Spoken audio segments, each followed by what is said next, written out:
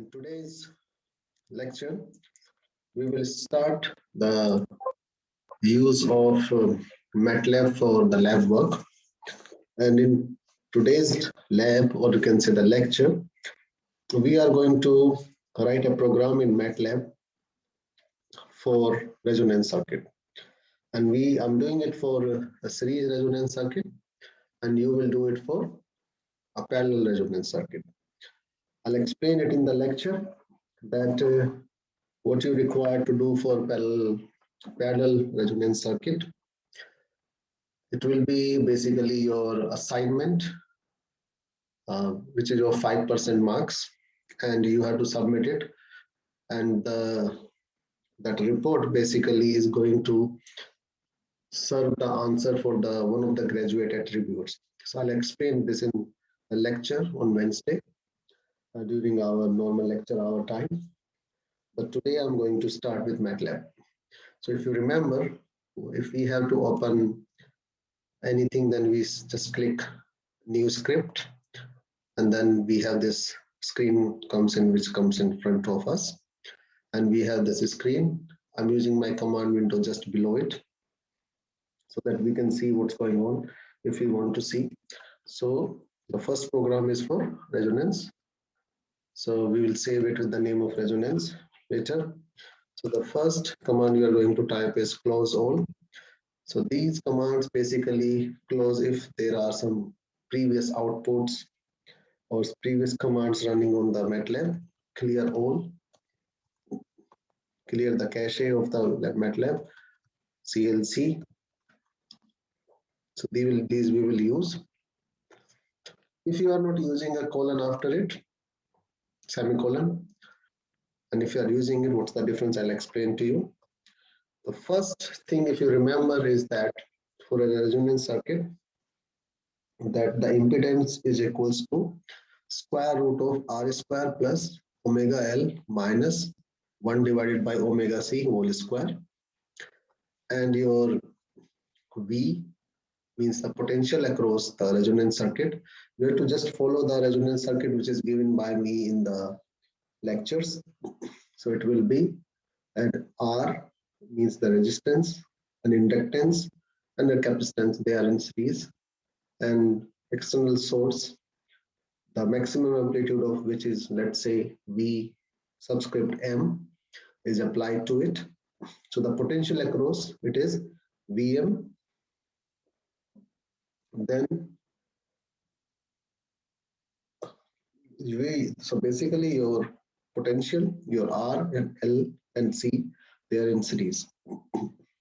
So first of all, I'm writing these things, and then I'll explain you what's the use of this. So log space, we are creating the space in the form of logarithmic answers. Log 10, so it's 0 point.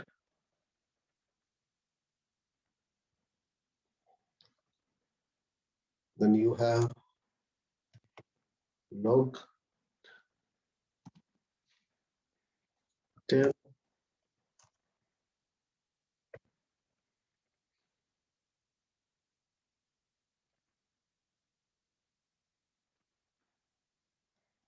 comma 1000. When we will see the plot, I'll explain you what we did in this line at the time when we will do the plot. And we have S, a variable which is equals to complex number J and omega. We have the maximum value of our potential across the RLC as 10 volts. Capacitance is equals to 0.2 microfarad. R is equals to 20, let's say. L equals to 5. And your H of S,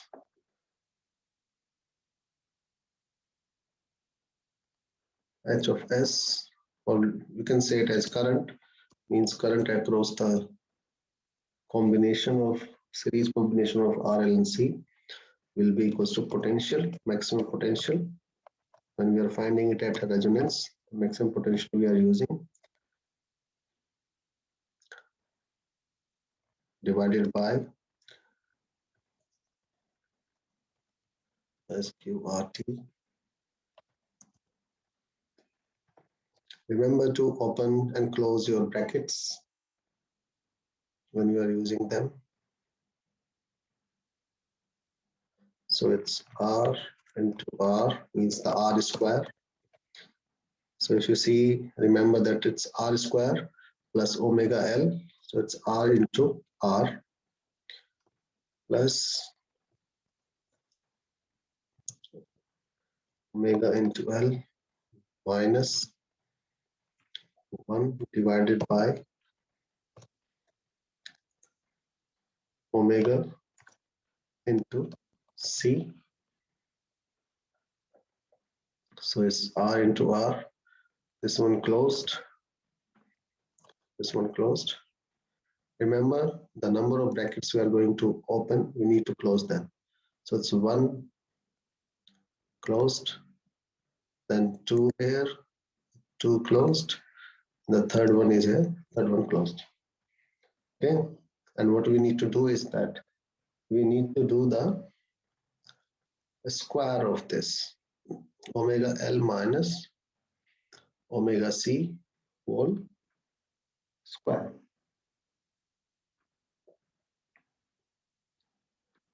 So it's basically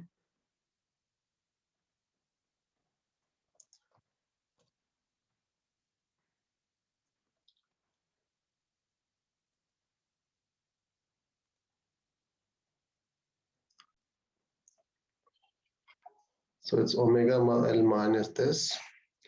So it will be omega C. It's basically this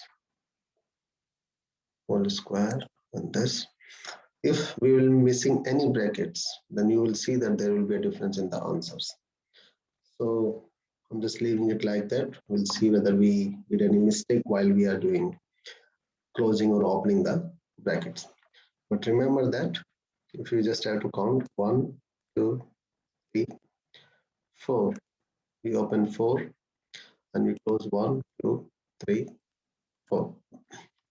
Now where we have to open and close, it depends upon what we have to do here.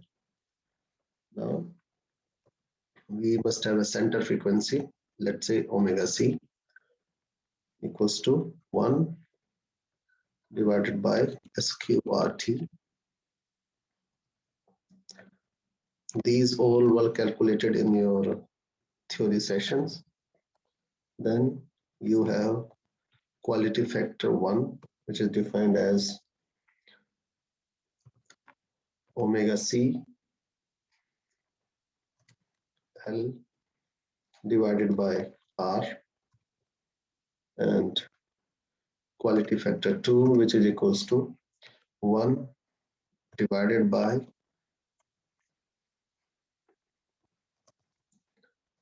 omega C into C into R.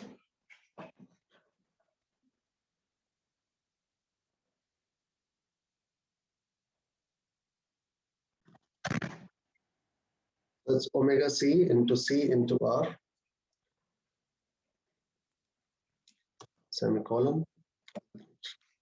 Explain you what's the use of semicolon. If we need to find the bandwidth, then it will be R divided by L.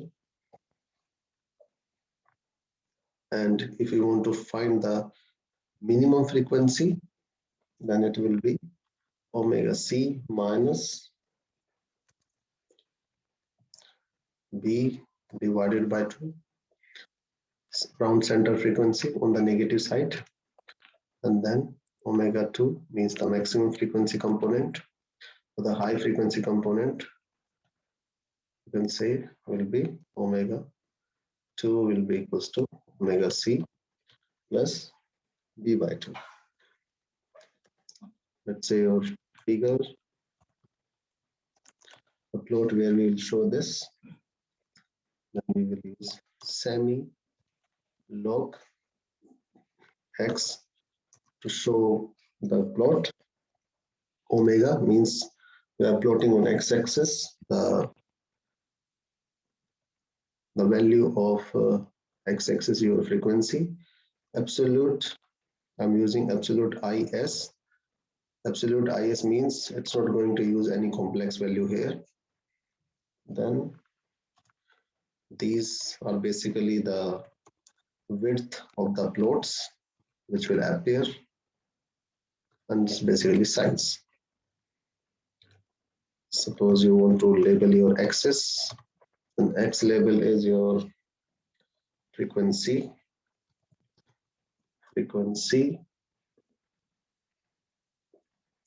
in omega.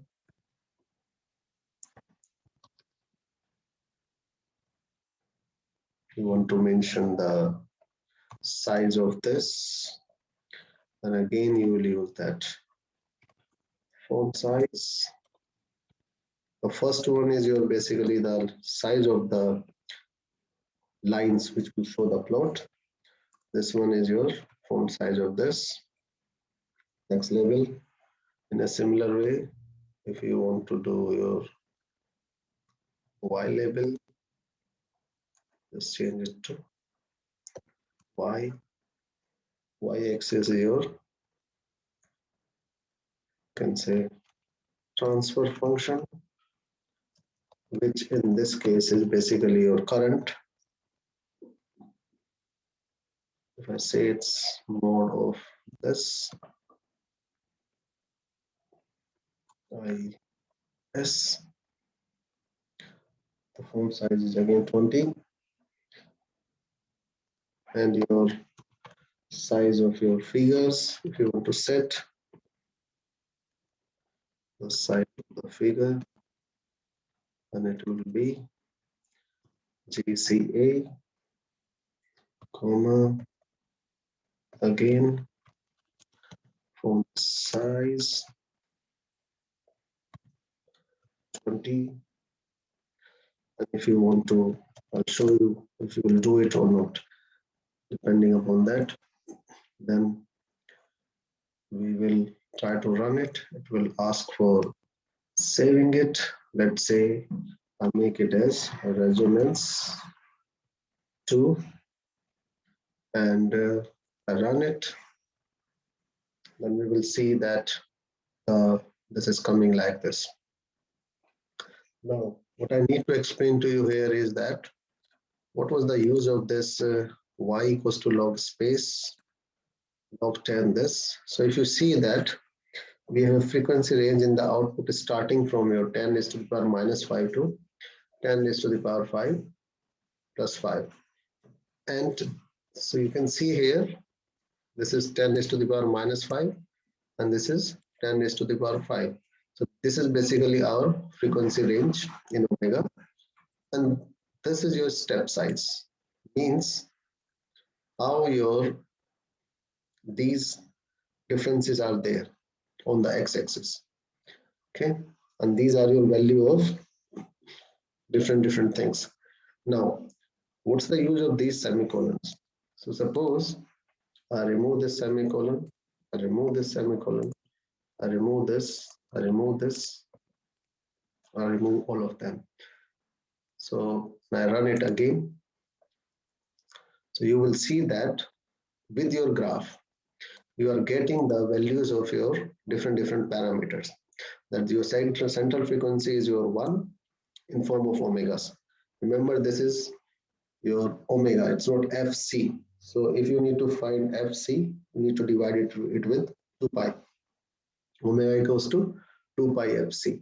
So if your omega C is 1, then your FC will be 1 divided by 2 pi. This is your Q1, Q2. So if you will put a semicolon in front of any value, then you are not going to see the answer of it. So if I now move the semicolon in front of IS, then I will be able to find the value of my IS also. Just give this CNC, I run it again.